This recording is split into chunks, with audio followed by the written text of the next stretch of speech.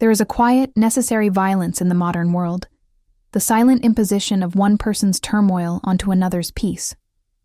We move through the day like emotional sponges, unconsciously absorbing the frustrations, the anxieties, and the unexamined chaos spilled by those around us. We mistake empathy for total absorption, believing that to truly care is to allow the bitter residue of their unrest to settle within our own core. But this belief is a profound act of self-betrayal. Your peace is not a common well for everyone to draw from or contaminate. It is a private sanctuary, and you are its sole, sovereign keeper. The gentle retreat we seek is often a retreat from the uninvited noise of others' burdens. Every person is navigating their own storm.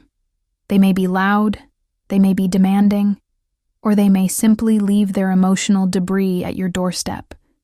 The critical act of self-preservation is to remember that their storm is theirs to weather. You can offer an umbrella, you can offer warmth, you can offer a presence, but you are not obligated to step out of your own dry shelter and invite the deluge into your living room. When someone approaches you with their problem, listen with an open heart, but not with open gates. Draw the line between compassion and complicity. Compassion means recognizing their pain. Complicity means taking responsibility for it, allowing it to become the dominant vibration in your own space. The moment you feel the subtle shift, the heat of their anger, the pull of their anxiety, the magnetic drain of their drama, know that you are standing at a crucial boundary. This boundary is defined by a simple, silent truth. I am here for you, but I will not become you. This necessary refusal, this quiet, protective no, is often the hardest word to utter in a culture that rewards martyrdom and overextension. We feel an implicit pressure to be endlessly available, emotionally bottomless, and always capable of shouldering one more thing. But the strength to help someone else is not endless. It must be preserved. To say no to the transfer of their crisis is not an act of coldness, but an acknowledgement of your own vital limits. It is a declaration of emotional sovereignty, safeguarding the energy you need to sustain yourself so that when you do help, it is from a place of genuine resource, not desperate depletion. This boundary defines where their responsibility ends and your self-preservation begins. Yet, the greater betrayal comes not from external forces, but from our internal over-processing. Even after we have closed the door on external drama, our minds, like over-revving engines, continue to spin, transforming minor inconveniences into full-blown crises. This is the pathology of the hyper-vigilant mind. It is equipped with a supercomputer designed to solve great challenges, but instead, it is set to continuously calculate the optimal way to fold a napkin or to endlessly replay a moment of perceived awkwardness from a week ago. This ceaseless, unnecessary mental labor is what truly sickens the spirit. We become addicted to the rush of worry, mistaking mental activity for productive effort. We believe that if we worry hard enough, we are somehow preparing ourselves, or even preventing future pain. But this relentless rumination is nothing more than a magnificent waste of life force. It steals sleep, diminishes joy, and colonizes the space where focus and creative thought should reside.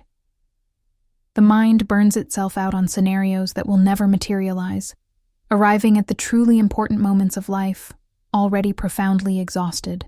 The psychological cost of this constant, low-grade stress is staggering. It is not the single massive challenge that collapses the structure. It is the corrosive effect of 1,000 small, unmanaged anxieties, like rust eating away at the foundation. This perpetual state of alert forces our systems into a constant state of defense. Our bodies release cortisol over the spilled milk, the missed deadline, the critical email, the same hormones intended to save us from physical danger. When this happens day after day, year after year, the mind begins to fracture. Its capacity for genuine focus is eroded. Its ability to experience deep rest is compromised. We lose the spaciousness necessary for insight, creativity, and simple, unfettered joy. The mind becomes cluttered, heavy, and reactive, trading the freedom of clarity for the suffocating burden of micromanagement over the universe. We become prisoners of our own attention, paying an exorbitant daily interest on worries we should never have borrowed.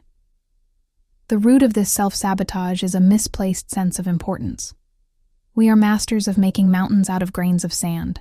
We grant monumental significance to things that, when projected forward by 1 month or 1 year, vanish entirely into statistical noise.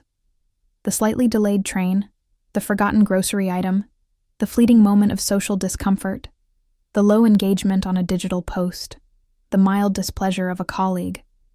We treat these microscopic matters as if they were threats to our survival. They are the emotional equivalent of mosquito bites, irritating, numerous, and entirely inconsequential to the architecture of our lives. We spend disproportionate emotional currency trying to solve small preferences and manage low-stakes irritations, confusing a minor hiccup with a major catastrophe. The true measure of maturity is the ability to walk past these irritations and leave them untouched. In this relentless digital age, the concept of mental health protection is no longer an abstract luxury. It is the essential currency of survival.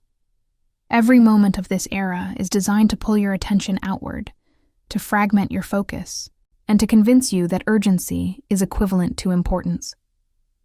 Notifications, news cycles, the endless scroll of manufactured comparison, these are all tools that prey upon our hypervigilance, ensuring our minds never achieve true stillness. To survive this, we must adopt an internal economy of attention that is fiercely conservative. We must audit our mental ledger. What thoughts are generating value and which are merely draining our reserves?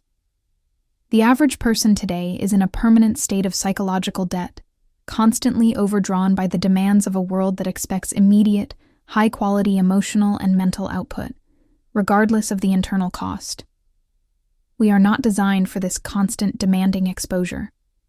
Our neurology requires silence, repetition, and routine to reset, yet we starve it of these necessities, resulting in an epidemic of profound, pervasive burnout.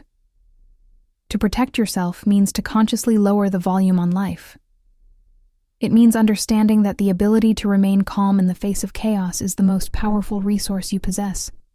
It requires building boundaries that act like a personal moat, invisible, yet absolutely uncrossable without your express permission. This protection is a proactive declaration of self-respect. It involves setting strict limits on emotional availability, choosing when to engage, how deeply to engage, and most importantly, when to disengage entirely. It is a radical act of self-sovereignty to decide that your inner peace is a treasure not subject to market fluctuations or the whims of others' moods. You do not owe every argument your voice, every crisis your energy, or every triviality your thought. The cost of this overcaring is devastating. By investing our emotional wealth into the irrelevant, we render ourselves bankrupt when the genuinely consequential moments arrive. True loss, profound love, difficult but necessary change, the pursuit of a lifelong passion. These events demand a clarity and resilience that we can only possess if we have not already been depleted by the tyranny of the small. The things that truly matter, integrity, presence, connection, purpose, and legacy, rarely scream for attention. They are the quiet, steady forces that require sustained, deliberate focus. The things that scream loudest are often the trivialities, designed only to distract and drain. To withhold our energy from the noise is to redirect it to the signal. Therefore, the ultimate act of self-love is an act of rigorous editing. It is the wisdom to recognize the emotional missile incoming, whether from an external source or an internal obsession, and simply step aside, allowing it to pass harmlessly by. It means declaring your inner space a zone of protected quietude. Preserve your light for the path ahead. Reserve your depth for the profound and the essential. Allow the dust to settle, the noise to fade, and the trivial concerns to remain where they belong, outside the gates of your sanctuary. This is not coldness. It is a clear-eyed mandate for mental survival and a declaration of intent for your legacy. By choosing your battles with fierce deliberation, You gather the strength required to live fully, brightly, and without magnificent waste, the one beautiful life you have been given.